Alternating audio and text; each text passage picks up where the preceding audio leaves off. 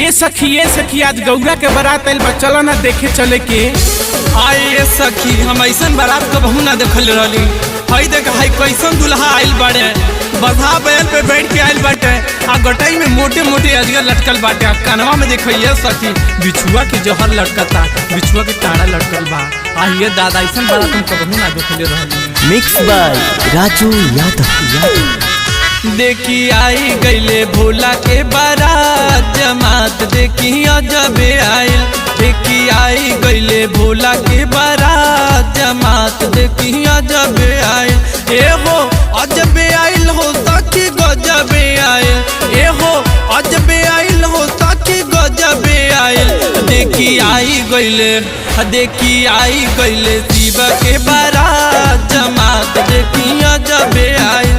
देखी आई गईले शिव के बारात जमात, देखी अजबे आइल। देखल सखी कबहू देखले रहू ऐसन बारात। है देख ला गौरा के किस्मतिये फूटल बा। है देखा तनी कैसन बारात आइल बा, लूलो आइल बा, लंगड़ो आइल बा, हमें अब भूतो आइल बट परेतो आइल बट यही दादा बहुत डर लागता। हाँ ए सखी हाँ, दूल्हा के गरबा में मोटे अजगरबा हो, कनवा में लटकेला बिच्छू के जहरबा हो। हे सखी दूल्हा के गरबा में मोटे अजगरबा हो, कनवा में लटकेला बिच्छू के जहरबा हो।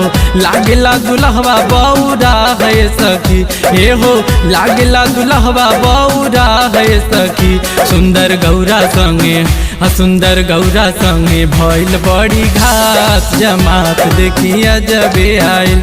सुंदर गौरा संगे भइल बड़ी घात जमात, देखी अजबे आइल।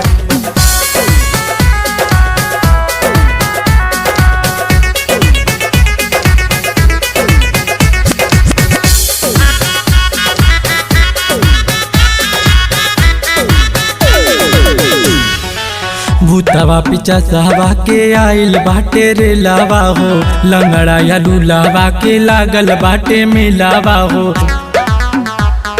हे सखी भूतवा पिचा सहवा के आइल बाटे रे लावा हो, लंगड़ा या लूलावा के लागल बाटे मिलावा हो।